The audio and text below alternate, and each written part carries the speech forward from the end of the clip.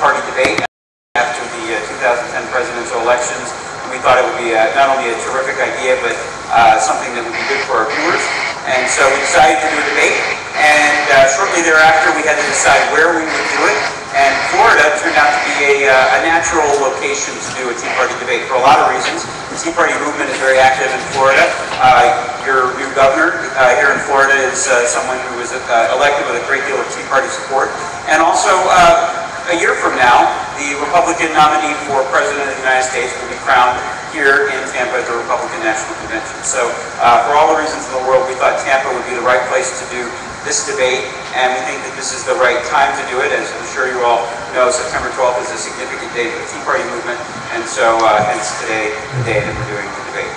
So the set that you see is the CNN debate set that we'll use for this entire cycle. It's very similar to the set that we used for our Republican presidential debate in New Hampshire in June. We have 8 candidates tonight instead of 7 candidates, as you can see by the 8 podiums that are up there. On this side, my left, your right, of the debate hall, this is a screen that will show our remote locations. We will have watch parties, if you will, in 3 different locations. Of course, the Tea Party movement is having watch parties. The Tea Party Express organized them. So there will be Tea Party activists in those 3 cities, and those are actually live signals right now from those cities as they begin to get ready for tonight. And there will be Tea Party activists in those cities that will participate in our debate.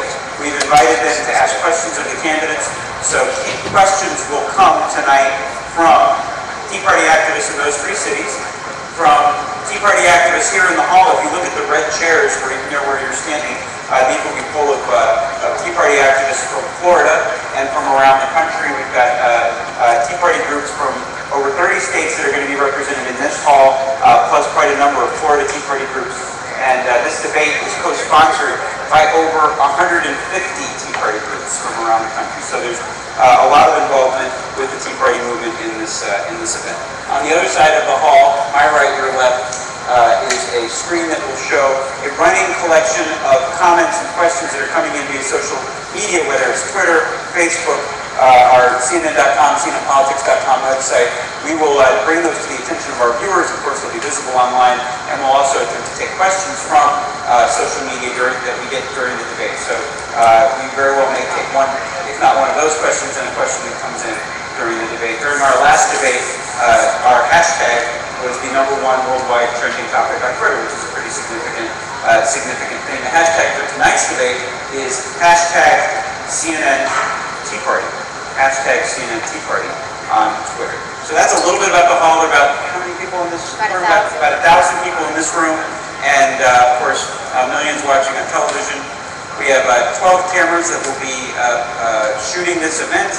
A couple hidden back in the back of the stage, 2 on each side, some handheld cameras, a jib camera, steady cameras, lots of cameras that will be shooting the event that we're putting on live tonight. And and I've been asked a couple times how big these big monitors are. 26 feet by 16 feet, if you want to know the details. And it takes a lot of people to put them up. So does anyone have any questions? And also Facebook and CNNpolitics.com. We're going to see what we get during the debate, but it's our intention to take some questions or comments for the candidates and also for our viewers tonight. So that's our plan. We'll just see what we get, but that's the expectation. My name is Sam Price, FEIST. I'm the CNN Washington Bureau Chief and the executive producer of the debate. How much back and forth are you going to allow between candidates? In other words, if Perry attacks Romney, let's just say that were to happen tonight, by some off chance, would they be able to engage each other in a duel? The question is how much back and forth are we going to allow the candidates. The candidates are certainly permitted to engage each other, and we don't have a rule that prohibits it. We have asked the candidates to keep their initial answers to 1 minute, so if both ask the question, and then rebuttal answers to 30 seconds. So we want to make sure that we give all the candidates an opportunity to weigh in on a particular topic. But we're certainly going to promote a conversation, and candidates will weigh in. And if a candidate is criticized or attacked, they certainly should be allowed to respond, and we'll allow them to do that without a doubt. What's the lineup for where the candidates will be tonight? The lineup for where the candidates will be tonight. I have to check my sheet. I'm going to walk the podium so you'll see. Governor John Huntsman, businessman Herman Cain, Congresswoman Michelle Bachmann, Governor Mitt Romney, Governor Rick Perry, Congressman Ron Paul, Speaker Newt Gingrich, Senator Rick Santorum. Sam, you mentioned these red chairs. I'm sorry, I wasn't listening. Were these the Tea Party activists, you said? So there will be Tea Party activists actually throughout the entire auditorium. Most of the people in this room tonight are Tea Party activists either from Florida or from around the country. I would say about half the Tea Party activists in this room tonight will be from Tea Party groups in Florida and about half from other locations, other Tea Party groups. The red zone just happens to be the center of the auditorium, and it is the location where we will take questions from the audience. We have lit this area particularly.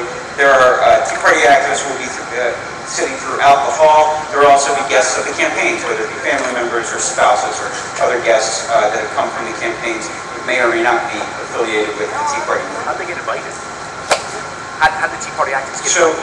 So we had partnered with the Tea Party Express and 150 Tea Party groups around the country, and in working with these Tea Party groups, we invited them to send members to this debate. So each of the groups had an opportunity to send some of their members here. Others decided to have some of their members join in our watch parties. And there are hundreds of watch parties happening around the country. 3 of them will be televising that will actually be integrated into the program. Yes? Just wraps up your answer over here. Is the moderator going to do a better job than, say, the MSNBC debate in making sure that we hear from each candidate at least sort of equally in time rather than 2 or 3? So we will work hard to give an equal number of questions to the candidates. We're going to keep track of the time. We've told the campaigns that we want to make sure that we are fair to each candidate. Obviously, if candidates interject during the debate, raise an issue, respond to an issue, they may end up with more time in that particular section by virtue of whether or not they participate in a particular conversation. But what we can control, which are the questions to the candidates, we're going to do as fair a distribution of questions as we possibly can. What did we learn from our first debate? We did a debate in New Hampshire in June. We thought it went very well. It was a different kind of debate. In some ways, some pieces of it were new for us. Having voters ask questions via satellite was something that we had never done in a debate. We did a debate in Florida, in fact in Tampa 4 years ago, the YouTube debate, where we invited voters to ask questions on video. But asking questions live was something we had not done. So we thought that was a good experience. So we're repeating some of that. We changed things a little bit, but for the most part, you're going to see from a technical setup a very similar debate. This debate is different in tone and content, though, because it's the Tea Party debate. So we've already said that we're going to focus largely on issues that have been important to the Tea Party movement: scope and size of government, jobs, the economy, and such. I understand that Sarah Palin was invited to this. Did she ever respond? We invited everybody, every candidate or potential candidate who was over a certain threshold in an average of the national polls. That threshold was 2%, and that yielded the candidates in front of you. Sarah Palin is currently polling significantly higher than that. She did receive an invitation, as she has to other debates, but she will not be attending. And her people have told us that she will not be attending. Tell us the challenges of organizing a debate with a political organization as opposed to partnering with another media company. So we've been working with, we've worked with a number of organizations in previous debates, as have other networks. Networks work with everyone from the AARP to the AFL-CIO. We've worked with state parties before. We're working with a party organization in our debate in Nevada in October. We've worked with the Republican National Committee, the Democratic National Committee. It's very common to work with political organizations for primary debates. So this is something that is actually most primary debates by national television networks